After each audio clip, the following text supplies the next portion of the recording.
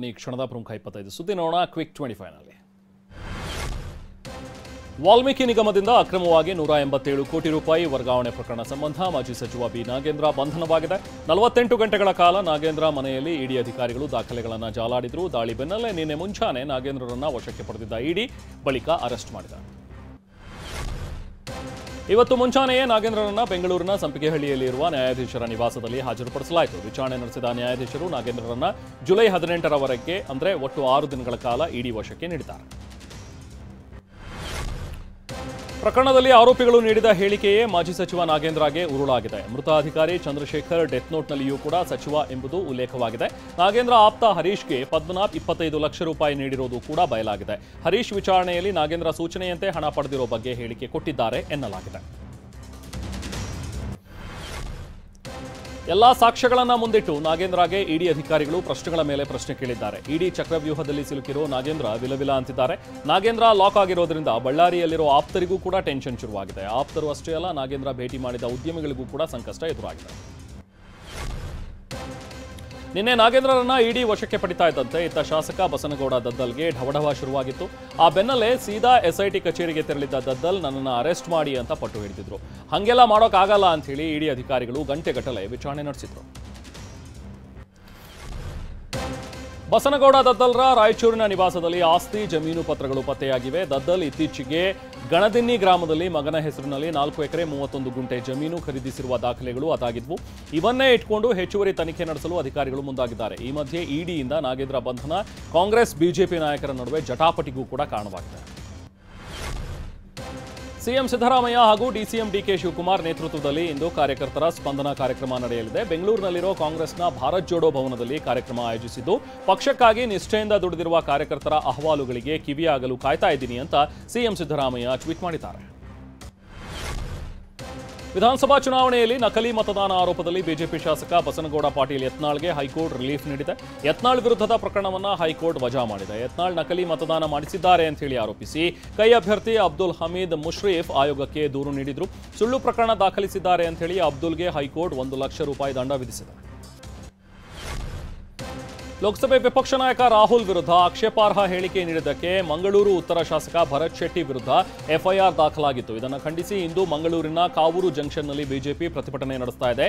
ಈ ಹೋರಾಟದಲ್ಲಿ ವಿಧಾನಸಭೆ ವಿಪಕ್ಷ ನಾಯಕ ಆರ್ ಅಶೋಕ್ ಸೇರಿದಂತೆ ಹಲವು ನಾಯಕರು ಭಾಗಿಯಾಗಲಿದ್ದಾರೆ.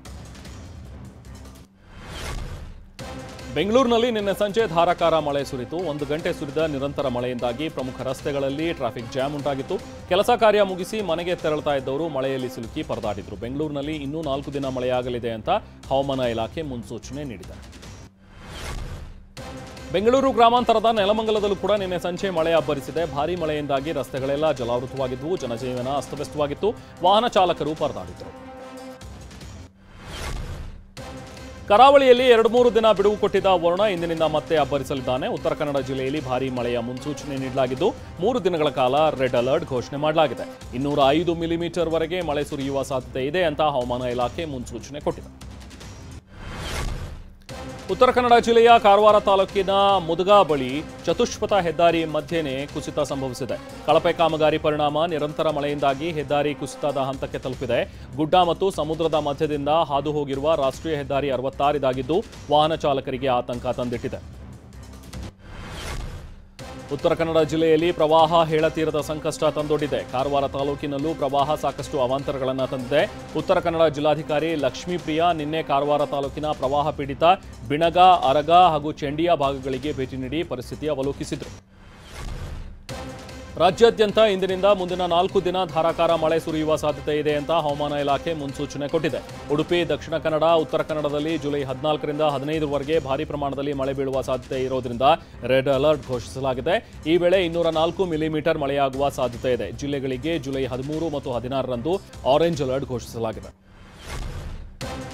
ಚಿಕ್ಕಮಗಳೂರು, ಕೊಡಗು, ಶಿವಮೊಗ್ಗದಲ್ಲಿಯೂ ಕೂಡ 5 ದಿನ ಜೋರು ಮಳೆಯಾಗುವ ಹಿನ್ನೆಲೆಯಲ್ಲಿ ಆರೆಂಜ್ ಅಲರ್ಟ್ ಘೋಷಿಸಲಾಗಿದೆ. ಬೆಳಗಾವಿ, ಕಲಬುರಗಿ, ಯಾದಗಿರಿಯಲ್ಲಿ 3 ದಿನ, ರಾಯಚೂರು, ವಿಜಯಪುರ, ಕೊಪ್ಪಳ, ದಾವಣಗೆರೆ, ಹಾಸನ, ಮೈಸೂರಿನಲ್ಲಿ ಜುಲೈ 15ರಿಂದ ಮುಂದಿನ 2 ದಿನ ಯೆಲ್ಲೋ ಅಲರ್ಟ್ ಘೋಷಿಸಲಾಗಿದೆ.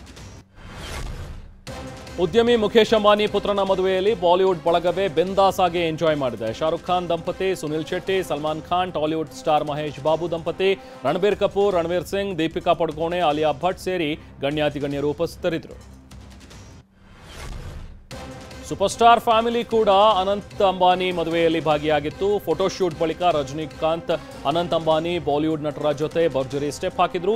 WWE ಖ್ಯಾತಿಯ ಜಾನ್ ಸೀನಾ ಕೂಡ ಅನಂತ್ ಅಂಬಾನಿ ಮದುವೆಯಲ್ಲಿ ಭಾಗಿಯಾಗಿ ಭರ್ಜರಿ ಸ್ಟೆಪ್ ಹಾಕಿದ್ರು.